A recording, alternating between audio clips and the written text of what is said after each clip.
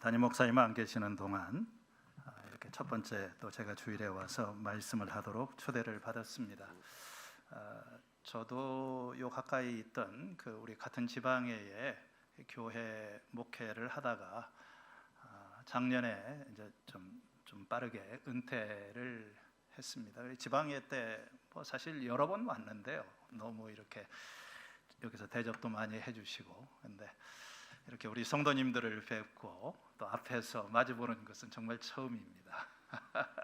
근데 와 보니까 정말 이 다들 얼굴이 굉장히 밝고, 어쨌든 이 교회는 제가 십몇 년 전부터 이렇게 몇 차례 올 때마다 뭔가 이렇게 새로워지는, 살아있는 그런 느낌을 받습니다. 일부 예배 때는 보니까 또 우리 시니어들이나 좀 이렇게 좀 연세가 지긋하신 분도 많이 계시는데요. 저도 올해부터 이제 국민연금을 타기 때문에 어쨌든 참 반갑습니다. 이게 초면인데요. 무슨 설교를 해야 되나? 우선 첫 마디는 좀 거창한 질문으로 시작을 하겠습니다. 인생이란 뭐냐? 뭐 인생이 삶이죠. 사는 거고. 우리가 이 인생을 생각할 때 두 가지 질문이 있습니다. 가장 중요한 두 가지 질문은 왜 사느냐 하는 것이고, 두 번째는 어떻게 사느냐 하는 것입니다. 저는 이 두 번째 질문이 더 중요하다고 생각을 합니다. 이 첫 번째 질문은 왜 사느냐 하는 것은 어딘가 좀 추상적이고 답을 찾기가 쉽지 않습니다. 그렇지만 어떻게 살 것이냐 하는 것은 굉장히 실제적이고 우리가 또 이렇게 선택이 가능한 문제이기도 합니다. 어떻게 살 것이냐, 한마디로 잘 살아야 됩니다. 그렇죠? 잘 살아야 되죠. 그러나 또 잘 사는 것만 가지고서는 부족합니다. 영원히 살아야 됩니다. 어거스틴은 그런 얘기를 했어요. 잘 살지 않으면 산다는 것이 무슨 의미가 있겠는가? 그러나 또한 영원히 사는 것이 아니라면 잘 사는 것이 무슨 의미가 있겠느냐? 오늘 우리 성도님들은 많은 사람들이 이 전자보다는 후자에 영원히 사는 문제는 어느 정도 해결이 된 것 같아요. 그렇지만 이 현실의 삶에 있어서 잘 사는 것은 아직은 잘 모르겠어요. 여러분, 잘 사는 것이 뭡니까? 어떻게 해야지만 우리가 잘 사는 것입니까? 흔히들 돈이 많은 것이, 부귀 영화를 누리는 것이 잘 사는 것이라고 말을 합니다. 틀린 말이 아닙니다.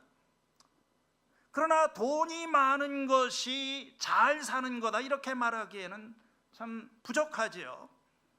우리가 잘 살기 위해서는 물질적인 부 못지않게 이 원만한 관계와 그리고 육체의 건강과 이 마음의 기쁨과 또 사랑과 외적인 것도 중요하지만 이 내적인 삶이 중요한 것입니다.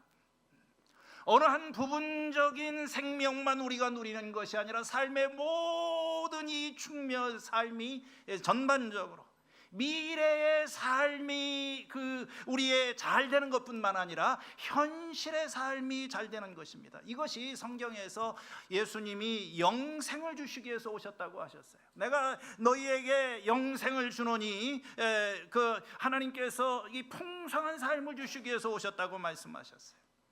영원한 삶이라고 하는 것은 단순히 죽어서 이 재미없는 삶을 영원토록 사는 것이 아니라 정말 이 풍성한 삶을, 하나님이 주시는 기쁨과 소망과 이 사랑의 삶을 우리가 살아가는 거예요.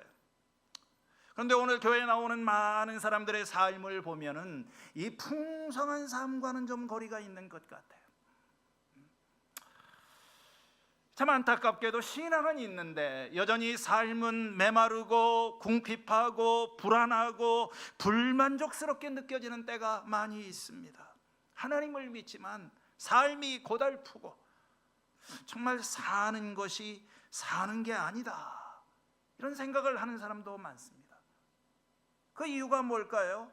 왜 많은 사람들이 예수님께서 우리들에게 약속하신 이 그 영원한 생명, 그 풍성한 생명을 누리지 못하고 살아갈까? 저는 한마디로 그 이유가 지혜가 부족해서. 우리가 충만하지 못한 것은 뭔가 결핍이 있는 것입니다. 돈이 부족하고 건강이 부족하고 여러 가지 다른 것이 우리가 힘이 부족할 수도 있겠지만 제일 중요한 것은 우리가 이 하나님이 주시는 이 풍성한 복을 누리지 못하는 것은 지혜가 부족하기 때문이다. 그렇게 생각을 합니다. 구약 성경에서 이 잠언, 욥기, 전도서를 가리켜서 지혜서라고 이야기를 합니다. 특별히 그 중에서 이 잠언의 말씀은 대표적인 지혜에 관한 가르침을 담고 있어요. 잠언서 1장 2절 이하의 말씀을 보면은 이 잠언은 지혜와 훈계를 알게 하며 명철의 말씀을 깨닫게 하며 지혜롭게 공의롭게 정의롭게 정직하게 행할 일에 대하여 훈계를 받게 하여서 어리석은 사람을 슬기롭게 하며 젊은 자에게 지식과 근신을 주려는 것이다. 잠언의 목적은 우리들에게 지혜를 알게 하는 것입니다. 지혜란 무엇입니까? 사전에 보니까 지혜는 사물의 이치를 빨리 깨닫고 정확히 처리하는 정신적인 능력이다. 이렇게 정의를 했습니다. 참 이 복잡한 정의를 다 뒤로 하고 지혜라고 하는 것은 이 삶의 구체적인 상황 속에서 우리가 어떻게 행동하고 어떻게 말해야 하는지를 도와주는 실질적인 지식입니다. 어떤 구체적인 상황 속에서 올바른 결정을 내리도록 하는 그런 능력, 이게 지혜죠. 조금 더 실제적으로 이 지혜라고 하는 것은 삶의 기술이다, 이렇게 말을 할 수 있어요. 여러분, 우리가 직장이나 사회에서 잘 되려면 적절한 수준의 기술이 필요합니다. 그렇죠? 인생을 사는 데에도 기술이 필요한 거예요. 대화의 기술, 사람을 다스리는 기술, 말하는 기술, 또 이 대인관계의 기술, 결혼의 기술, 아이를 키우는 사람들은 육아의 기술.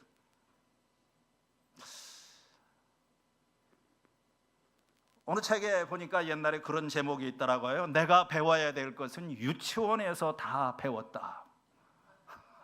저는 유치원을 다니지도 못했지만 난 정말 배운 게 없는 것 같아요. 배워본 적이 없어요. 아이를 키우는데 육아의 기술에 대해서 배워본 시행착오가 참 많았습니다. 결혼 생활하면서 한 15년 정도 될 때까지는 늘 뭔가가 이렇게 좀 부딪힘도 있고 배워보지를 못했어요. 제가 목사가 되고 난 다음에 이 사람들을 좀 가르쳐 보니까 이런 걸 좀 결혼하기 전에 이 부부관계, 아이 키우는 법 이런 것을 좀 배웠으면 좋았을 텐데. 요즘 많은 우리 교회 다니는 그리스도인들이 좀 삶의 기술이 좀 떨어지는 것 같아요. 믿음은 있는데 제일 기술이 떨어지는 사람이 목회자들입니다. 설교하는 것 말고는 할 수 있는 게 없어요. 잠언이라고 하는 책은 우리에게 이 삶의 여러 가지 상황 속에서 올바른 결정을 내릴 수 있는 능력, 그리고 구체적으로 문제를 풀어갈 수 있는 삶의 기술을 가르쳐주는 거예요.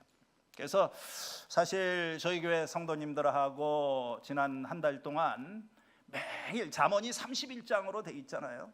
그래서 저는 퇴직하고 시간도 많기 때문에 하루에 몇 시간씩 이 잠언의 말씀을 가지고 하루에 한 장씩 이 잠언을 읽고 또 읽고 몇 시간씩 공부를 하고 이렇게 했습니다.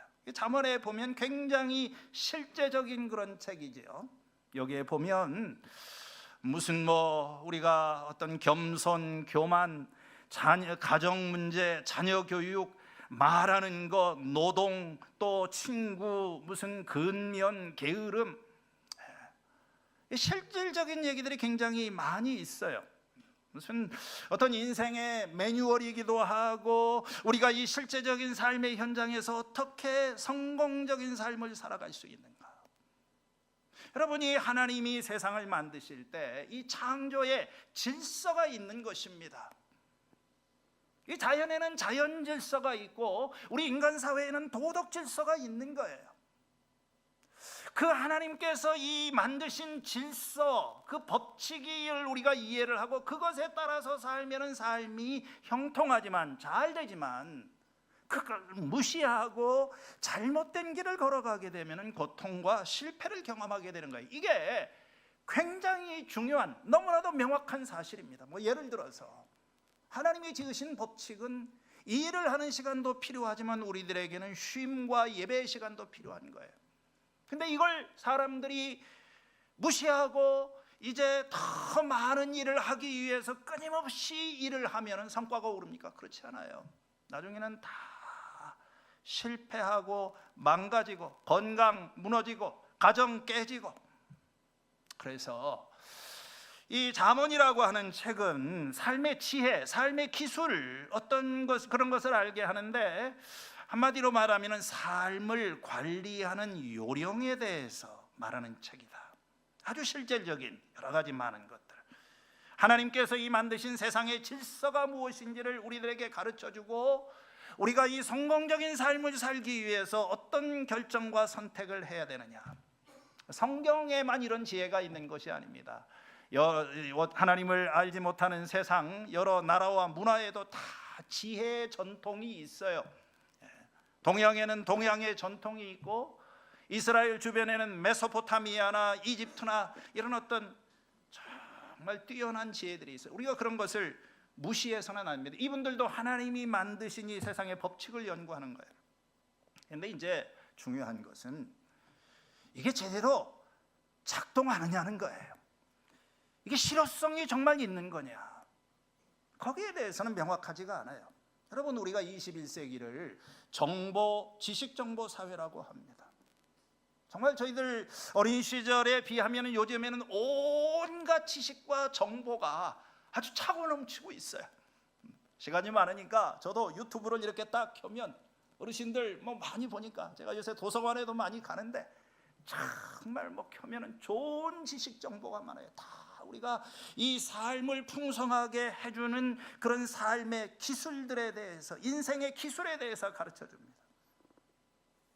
그러면 그런 기술들을 습득을 하면 인생이 행복해지고 잘 되느냐? 그건 아닌 것 같아요. 여러분, 청와대에 가면, 국회에 가면 우리나라에서 제일 똑똑한 사람들이 다 모여 있어요. 나라는 엉망입니다. 이유가 뭘까요? 그렇게 많은 것을 알고 그 어떤 우리가 이 삶의 기술을, 어떤 인생의 지혜를 말한다고 하지만 뭐가 문제일까요? 시작이 잘못된 거예요. 기초가 잘못되어 있습니다. 여러분, 집을 지을 때 가장 중요한 것은 기초입니다. 아무리 좋은 재료로 멋진 집을 지어도 기초가 부실하면 한순간에 무너져 내리게 되는 것입니다. 우리 주변에 얼마 전에도 매스컴에 난 사람들도 있죠. 남들이 보기에는 성공적인 인생의 가도를 달리는 듯 하다가 한 번의 실수로 몰락하는 사람들 종종 있습니다. 잠언이라고 하는 책은 얼핏 보면은 바른 생활 교과서 같습니다. 세상의 도덕 교과서들과 크게 달라 보이지 않아요. 그런데 한 가지 중요한 차이가 있습니다.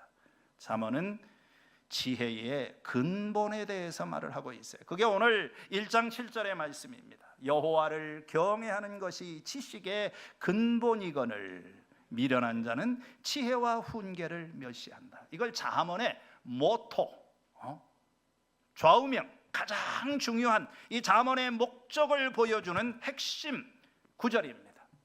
잠언 나머지는 다 뭐냐면 이 구절에 대한 해설이라고 보면 돼요. 이 주님을 경외한다고 하는 말이 잠언에서 제가 세보니까 한 20번 정도, 19번 이렇게 나오는 것 같아요. 잠언 1장 7절에 나오고 9장 10절, 이게 1장에서 9장이 하나의 단락이거든요. 그리고 잠언 맨 마지막에 가도 어떻게 끝나는지 아세요? 주님, 고운 것도 헛되고 거짓되고 아름다운 것도 헛되지만 주님을 경외하는 여자가 칭찬을 받는다. 잠언은 주님을 경외하는 것으로 시작을 해서 주님을 경외하는 것으로 끝이 나요. 주님을 경외하는 것이 지식의 근본이다. 이 근본으로 번역이 된 히브리 말이 이 레시트라고 하는 그런 말인데, 우리는 근본이라고 번역을 했지만 이것은 여러 의미가 있어요. 시작, 무슨 근원, 어떤 에센스, 이 정수, 이렇게 할 수도 있고 최고, 가장 중요한 것. 아마 제가 보기에는 가장 적합한 의미는 시작이라는 말이 말이에요. 거의 대부분의 영어 성경들은 The beginning of wisdom, 그래서 시작이라고 하는 말로 이렇게 번역을 했어요. 여러분, 하나님을 경외하는 것이 지식의 시작, 첫 번째 단계, 출발점이에요. 우리의 모든 생각들이 제자리를 잡도록 해주는 첫 번째 생각이 바로 그것인 것입니다. 여러분, 하나님과의 관계를 떠나서는 어떤 지혜도 있을 수가 없어요. 이 세상에 있는 모든 것은 다 하나님이 지으신 것입니다. 어떤 사람이 우주에 관한 가장 기본적이고 중요한 것을 알지 못하면서 그 사람을 지혜롭다 말을 할 수가 없는 것입니다. 그래서 잠언은 주님을 경외하는 것이 지식의 근본이다 이렇게 말을 합니다. 조금 더 구체적으로, 이제 설교를 15분 내에 이제 끝내야 되니까 오늘 하여간 하는 데까지만 하다 가겠습니다. 제가 좀 길 목사이기 때문에 길어요. 길강호, 이름이나 기억하세요. 길고 강하고 호들갑스럽게. 근데 3분의 1만 했는데 벌써 시간 이제 절반이 다 지나갔기 때문에 하여간 중간에 끊겠습니다. 주님을 경외한다는 말이 뭐냐? 이 경외라고 하는 말이, 이게 원래 그 성경에 그 이르아트라고 하는 이 히브리 말은 존경, 두려움, 공포, 이렇게 다양한 폭넓은 의미가 있어요. 제가 생각하기에 가장 기본이 되는 베이직한 의미는 두려움입니다. 경외라고 하는 말은 fear, 이렇게 두려워하는 거예요. 여러분, 우리가 어떤 그 신비한, 또 거대한, 위대한 그런 존재에 이렇게 딱 마주대할 때, 신적인 존재, 신성한 존재를 마주하게 되면 어떤 느낌이 듭니까? 뭔가 좀 두려운 느낌이 들죠. 시내산에서 이스라엘 백성들이 하나님께서 천둥과 번개와 구름 속에서 강림하실 때 그들이 두려워 떨었다 이렇게 이야기를 했어요. 이 그 두려움이라고 하는 것은 거룩이라는 말과도 관련이 있어요. 여기도 거룩하라 했는데, 거룩이라고 하는 말은 다르다는 거예요. 하나님하고 내가 달라요. 하나님은 나와 차원이 다르시, 절대적인 어떤 하나님과 나 사이의 간격이 있어요. 내가 넘어설 수 없는, 나보다 크신 분, 내가 알지 못하는 세계, 이게 거룩의 영역인 것입니다. 그래서 우리가 어떤 거룩한 존재 앞에 서면은 뭔가 두렵고 좀 으스스하고 그런 두려움이 있어요. 꼭 부정적인 의미만 있는 것은 아니에요. 이 두려움이라고 하는 것이, 건강한 두려움은 우리들에게 적절한 긴장과 활력을 제공해 줍니다. 우리는 이 참 신비한 세상, 여러분들이 한 주일 동안 이렇게 세상을 살다가 교회를 딱 들어오면 이 신성한 공간, 이 하나님 앞에 구별된 거룩한 시간, 이건 우리끼리만 있는 시간이 아니에요. 우리가 깔깔깔깔깔 대면서 세상에 살지만 이곳에 들어오게 될 때는 내가 거룩한 땅을 밟고 있고 거룩한 분 앞에 서 있다. 뭔가 나를 넘어서는 신비한 어떤 초월적인 이 하나님이 이 속에서 일하고 계신다. 하나님 앞에 서 있다. 모세가 하나님 앞에 서게 될 때 신을 벗어라. 내가 선 곳은 거룩한 것이다. 두려운 마음이 있어요. 이게 바로 주 하나님 앞에 선 경외라는 말의 이 기본적인 의미예요.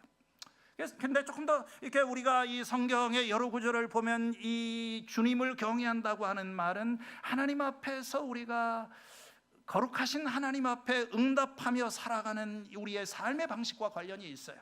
신명기 10장 12절에 이스라엘아, 내 하나님 여호와께서 내게 요구하시는 것이 뭐냐? 우리에게 뭘 요구하십니까? 하나님을 경외하며 그 도를 행하며 그를 사랑하며 마음을 다하고 뜻을 다하고 내 하나님을 섬겨라. 여기 보면은 여러 가지만 하나님을 경외하라.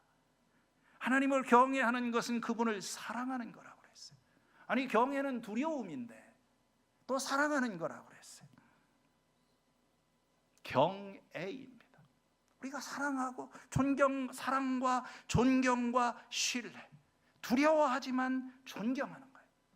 그러니까 어떤 의미에 이걸 우리가 그냥 흔히 쓰는 말로 공경한다, 그렇게도 이야기를 할 수 있어요. 이렇게 경외한다고 하는 말은 여러 가지 많은 의미가 있습니다. 저는 이 경외라고 하는 말을 그 가장 잘 설명해 주는 그 말씀이 오늘 읽은 3장 5절에서 7절이라고 생각을 합니다. 같이 한번 읽어 보실까요?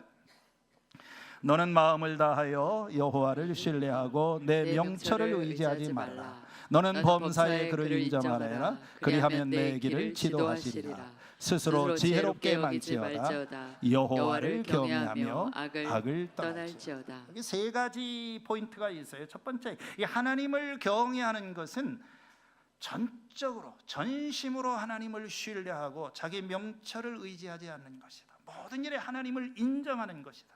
여러분, 신뢰한다는 것은 믿는다, 믿고 맡긴다는 거죠. 의지한다는 것은 기대는 거예요. 어린아이가 마치 이 부모의 품에 기대어 있는 것처럼 하나님께서 나를 돌보고 계시고 나는 하나님 앞에 의존된 존재라고 하는 것을, 그리고 그 하나님이 나의 삶을 책임지시고 인도의 연약한 자를 붙들어 주신다는 사실을 믿고 나를 이렇게 맡기는 것.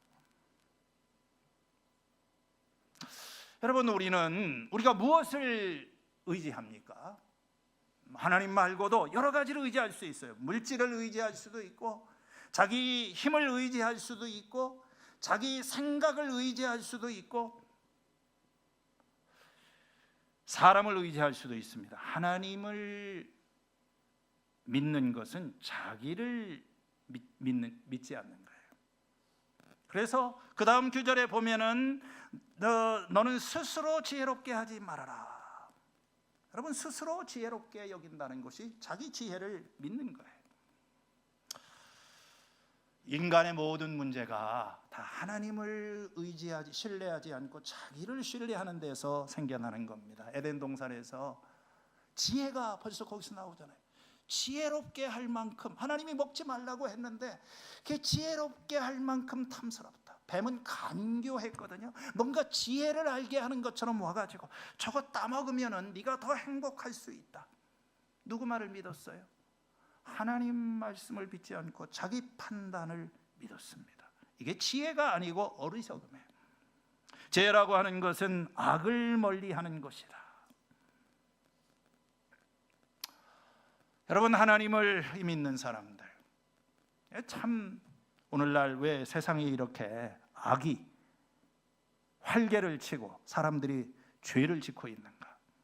두려움이 사라졌기 때문에 그런 거예요. 하나님을 경외하는 사람, 하나님 무서워하는 사람은 죄를 떠납니다. 옛날 사람들은 이 두려움이 있었어요. 저러다 천벌받지, 이러다가 하나님 앞에 얻어맞지. 요즘 사람들은 두려움이 없어요. 자신만만합니다. 자식이 부모를 대할 때, 제자들이 스승을 대할 때 두려움이 없어요. 하나님도 두려워하잖아요. 부모도 두려움이 없어요. 자식을 키울 때 이렇게 하다 내가 말 한마디가 애를 또 망가뜨릴 수도 있겠지. 이게 두려움이 없어요. 존중하는 마음이 사라졌습니다. 여러분, 이 지혜로운 사람의 반대편에 미련한 사람이 있어요. 미련한 자. 여호와를 경외하는 것이 지식의 근본인데 미련한 자는 지혜와 훈계를 멸시한다. 이 미련한 자라는 말이 그냥 둔하다, 좀 어리숙하다, 이런 의미가 아닙니다. 이건 어떤 도덕적인 결함을 얘기를 하고 있는 거예요. 우리가 이 잠언을 보면 미련한 사람은 생각이 좀 일단 부족합니다. 지식이 없어 죽는다고 그랬어요. 신중하지 못해요. 입을 함부로 놀립니다. 이 미련한 사람은 쉽게 화를 내고 다투기도 잘해요. 사납습니다. 막 싸우다가 폭언과 야유, 이게 다 미련한 사람의 특징입니다. 근데 이 미련한 사람의 가장 큰 특징은 뭐냐면 자기가 옳다고 생각하고 고집을 부리는 거예요. 잠언 12장 15절에 어리석은 사람은 자신의 행실만이 옳다고 여기지만 지혜로운 사람은 충고의 귀를 기울인다고 그랬어요. 여러분, 자기가 모든 것을 알고 있다고 생각하는 사람은 어리석은 자입니다. 그러나 다른 사람의 충고에 귀를 기울이는 사람은 지혜로운 자예요. 지혜로운 사람은 겸손해요. 자기 한계를 알아요. 그러니까 다른 사람의 말에 귀를 기울입니다. 들을 준비가 되어 있어요. 배우고자 하는 이 열린 마음을 가지고 경청을 합니다. 미련한 자는요, 교만합니다. 완고해요. 들으려고 하지를 않습니다. 죄를 우습게 여긴다고 그랬어요. 14장 9절에 미련한 자는 죄를 심상히 여긴다. 미련한 자는요, 지혜와 훈계를 멸시합니다. 자기 아버지의 훈계를 멸시해요. 여러분, 이 미련한 사람이 제일 싫어하는 게 뭔지 아세요? 훈계입니다. 미련한 자를 훈계하지 말라고 그랬어요. 그러다가 봉변당할 수 있다. 미련한 자를 훈계해라. 그냥 두면 또 문제가 생길 수도 있다. 잠언 26장에 나오는 말이죠. 지혜로운 사람은 손해가 되거나 위험한 상황이 닥칠 경우에 그것을 피하지만 미련한 사람은 자신만만하게 나아가다가 실패를 경험합니다. 14장 6절에 지혜 있는 사람은 두려워할 줄 알아서 악을 피하지만, 아이고 조심해야겠네. 미련한 사람은 자신만만해서 조심할 줄을 모른다. 미련한, 그래서 이 보네파라고 하는 신학자는 이런 말을 했어요. 이 미련한 것이 악한 것보다 훨씬 더 위험하다. 여러분, 이 악한 것은 우리가 대항할 수도 있고 폭로할 수도 있고 필요하다면 우리가 저항할 수도 있어요. 그런데 또 이 악한 것은 우리가 이렇게 불쾌한 그런 감정이 남아있기 때문에 이미 그것은 소멸될 가능성이 많습니다. 그런데 미련한 것에 대해서는 우리가 무방비해요. 여러분, 미련한 것이 위험한 이유는 스스로를 속이기 때문에 그렇습니다. 14장 8절 말씀에 슬기로운 사람의 지혜는 자기의 가는 길을 깨닫게 하지만 미련한 사람의 어리석음은 자기를 속인다. 여러분, 미련함은 쉽게 벗어지지가 않아요. 29장 22절에 미련한 자를 곡물과 함께 절구에 넣고 공의로 찌을지라도 그 미련함은 벗겨지지 않는다. 다 잠언에 나오는 말씀이에요. 그래서 미련한 사람은 희망이 없어요. 26장 12절에 내가 스스로 지혜롭게 여기는 자를 보느냐? 그보다 미련한 자에게 희망이 있느니라. 여러분, 미련한 사람은 재앙에 빠집니다. 그러나 하나님을 경외하는 사람은 재앙을 피할 수 있어요.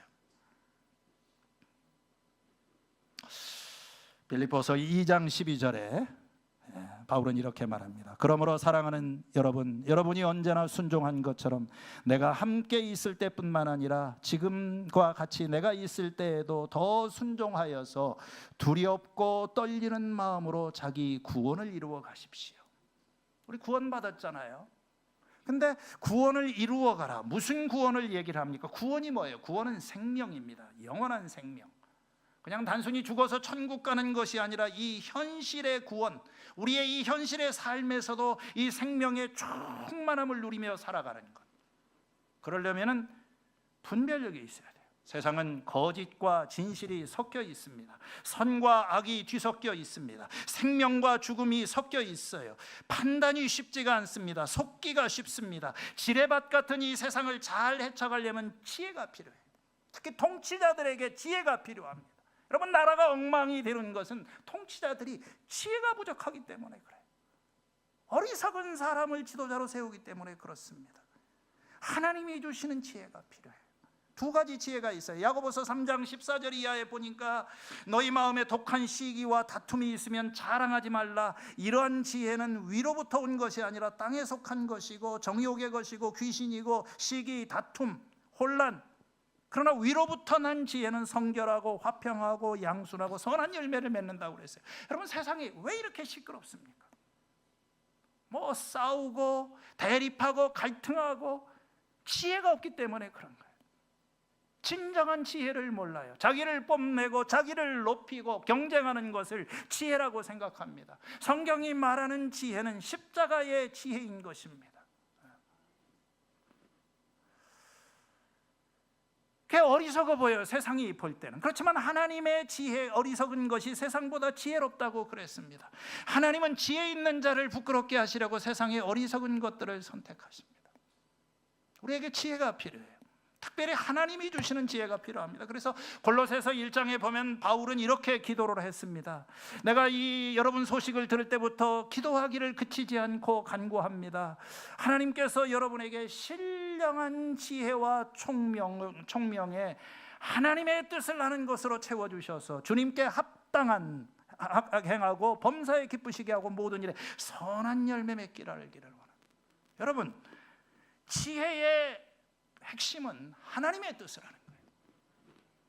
이 하나님께서 우리 인생을 향한 하나님의 뜻이 있고 하나님의 계획이 있습니다. 이 하나님의 질서가 있어요. 그걸 알고 그 길을 따라서 그 길로 행하게 되면 인생은 잘 되게 돼 있는 거예요. 우리가 잘못된 길을 가면서 자꾸 어리석은 선택을 하면서 성공을 기대하는 것은 잘못입니다. 그렇기 때문에 정말 우리에게는 지혜가 필요한 거예요. 주님의 뜻을 아는 그런 지혜가 있으면 열매는 저절로 나중에 맺어요. 저는요, 이제 목회도 은퇴를 하고 제 이제 좀 남은 생의 소망은 전 좀 지혜로운 사람 되는 거예요. 젊었을 때는 믿음이 좋은 사람, 목사가 된 다음에는 훌륭한 목회자, 또 학교에서 공부를 할 때는 뛰어난 학자, 꿈이 많았었어요. 또 하다가 어떤 때는 내가 좀 성자가 돼야 되겠다. 수도원도 가봤어요. 근데 이제 저의 목표는, 꿈은 지혜로운 사람이 되는 겁니다. 성숙한 사람이 되는 거예요.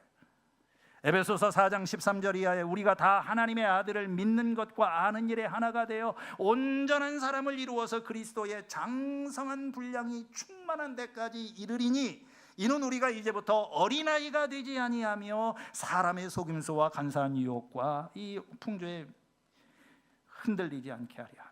여러분, 성숙한 사람은 지혜로운 사람이에요. 성숙한 사람이 되어야지 세상의 풍조와 거짓 교훈에 흔들리지 않는 겁니다. 그냥 넘어가지 않아요. 분별력이 있는 거예요. 오늘 교회 안에 믿음 좋은 사람은 많지만 지혜로운 사람은 많지 않은 것 같아요. 어떻게 우리가 지혜를 얻을 수 있을까? 주님을 경외하는 것이 지혜의 근본이다. 출발이 중요합니다. 여러분, 자녀들에게 이 주님을 경외하는 것을, 이 주님 안에서 지어진 이 세상, 권위, 질서, 이 모든 것 앞에서 겸허하고 두려운 마음으로 경청하는 하나님을 경외하는 법을 가르쳐야 돼요. 어떻게 우리가 이 주님을 경외하게 할까? 자식이 아무리 잘 가르쳐도 하나님을 두려워하거나 하나님에 대한 경외감이 없으면 다 나중에는 망하게 돼 있어요. 잠언서 2장 1절 이하에 내 아들아 내 귀를 기울이며 마음을 명철에 두며 소리를 높여 은을 구하는 것처럼 보배를 찾는 것처럼 그걸 찾아라. 그리하면 여호와 경외하기를 깨달을 것이다. 여러분, 좀 연습도 좀 해야 돼요. 삶의 우리의 매일 매순간 속에서 경외하는 마음, 공경하는 마음, 두려워하는 마음을 가지고 이거 하기가 제일 좋은 게 예배 시간과 기도 시간이에요. 개인 기도하면서 하던 일을 다 멈추고 이 바쁘게 돌아가는 세상 가운데서 하나님이 하시는 일에 주목하면서 이 세속적인 그 세상의 한가운데 신성한 거룩한 공간, 거룩한 시간, 이 거룩한 임재, 그걸 이렇게 훈련하고, 공동체도 굉장히 중요하죠. 자녀 가정에서 그런 걸 가르쳐야 됩니다. 야고보서 1장 5절에 너희 중에 누구든지 지혜가 부족하거든 후히 주시고 꾸짖지 아니하시는 하나님께 구하라. 그리하면 주시리라. 여기서 키워드는 부족입니다. 여러분, 부족함을 느끼지 않아요? 저 여기 와서 설교하라고 그러는데 좀 쉬다가 설교하니까 얼마나 힘든지 모르겠어요. 지혜의 한계를 느낍니다. 나는 몇십 년 동안 신학교에서도 가르치고 했는데 잠언이 너무 어려워요. 한 달 동안 이것만 붙들고 있었어요. 일주일 내내 설교 준비한다고 있었고, 그러고 나서 못 끝내는 거 보니까 다 이제 이게 지혜가 부족한 거지. 지혜를 구하라. 정말 지혜가 필요해요. 나이가 든다고 지혜가 그냥 생기는 게 아니에요. 나이가 들어갈수록 괴팍해지고 까다로워지는 사람도 많습니다. 여러분, 지혜는 하나님의 선물입니다.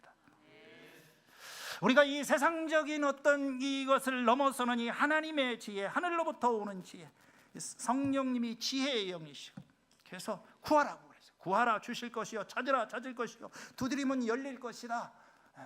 너희가 악한 자라도 자식에게 좋은 것을 줄 줄 알거든 구하는 자에게 하나님께서 좋은 것 주시고 성령을 주시지 않겠느냐. 우리의 목표는 지혜와 성령이 충만한 사람이 되는 것입니다. 지혜를 얻는 사람이 행복한 사람이에요. 여러분, 지혜로워지시기를 바랍니다. 주님을 경외하는 삶을 통해서 하나님이 주시는 생명의 귀한 축복을 경험하는 우리 하나의 교회 성도님들 되시기를 축원합니다.